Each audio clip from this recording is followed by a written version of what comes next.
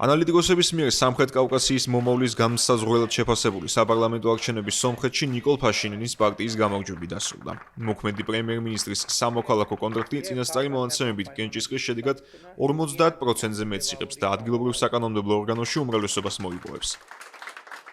ცენტრალური საარჩევნო კომისიის პირველად შედეგებში დაფიქსირებული მნიშვნელოვანი სხვაობის მიუხედავად, ნიკოლ ფაშინინის ოპონენტები პროგრესულად და ანტიდასავლურად განწყობილი პარტიებიდან მიიჩნევენ, რომ მონაცემები არ ასახავს რეალობას და სინამდვილეში არჩევნებში ისინი ლიდერობენ. სომხეთის პრემიერ-მინისტრის ძირითადი მეტოქი ამ საარჩევნო რბოლაში კრემლის რჩეული ბიზნესმენი სამվել კარაპეტიანი იყო, რომელმაც ამორჩევლებისგან სამჯერ ნაკლები ხმა მიიღო, თუმცა ჯერჯერობით იმედს მაინც არ კარგავს.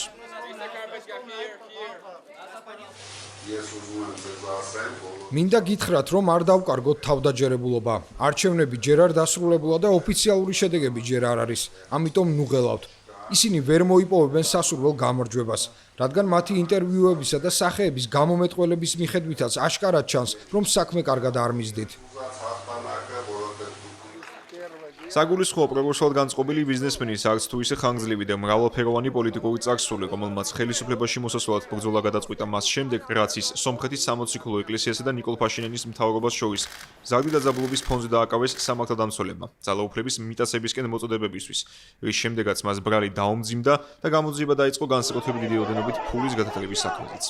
მის წინააღმდეგ სამართალწარმოება არც ახლაა შეწყვეტილი და სომხეთის წლევანდელი საპარლამენტო არჩევნები იმ მხრივაც აღმოჩნდა განსხვავებული, რომ პოლიტიკურ რბოლაში მონაწილე მთავარ ოპოზიციონერს შინაპატიმრობა აქვს მისჯილი.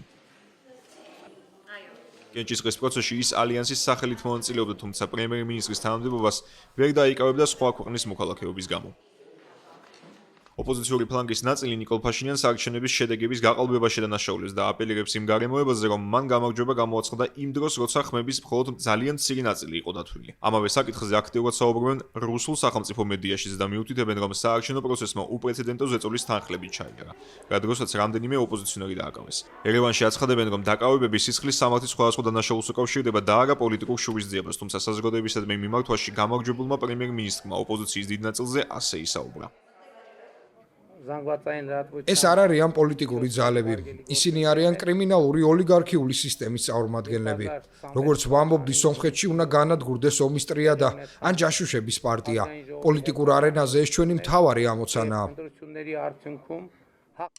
7 ივნისის საპარლამენტო არჩევნებით ერევანმა არა მხოლოდ პოლიტიკური ხელმძღვანელობა, არამედ საგარეო კურსიც აერჩია. ანალიტიკოსების თქმით, ნიკოლ ფაშინინის კაბინეტის შენარჩუნებით სომხეთი მეტად დაშორდება რუსულ გავლენებს და დაუახლოვდება ევროკავშირს, განსაკუთრებით მოსკოვთან ბოლოდროინდელი დაძაბულობისა და კრემლის მხრიდან დაწესებული სავაჭრო ეკონომიკური შეზღუდვების გათვალისწინებითაც. ამავე დროს სომხეთის მოქმედი პრემიერ-მინისტრი აცხადებს, რომ არ აპირებს არავისადმი მტრულად განწყობას და მისი გეგმაა ქვეყნის სუვერენიტეტის განმტკიცება და სასაუბროდ ჩასვლა როგორც მოსკოვში, ისე ბრიუსელში და ვაშინგტონშიც. ნიკოლ ფაშინინის გამარჯვებით მოსალოდნელია უფრო აქტიურად დაიწყო სამშვიდობო პროცესი აზერბაიჯანსა და თურქეთთან. აღმოსავლეთ და დასავლეთ მეზობლებთან ერევანს მრავალწლიანი კონფლიქტი აკავშირებდა, რომელიც ახლა სავაჭრო, ეკონომიკური და პოლიტიკური თანამშრომლობის ეტაპზე გადადის.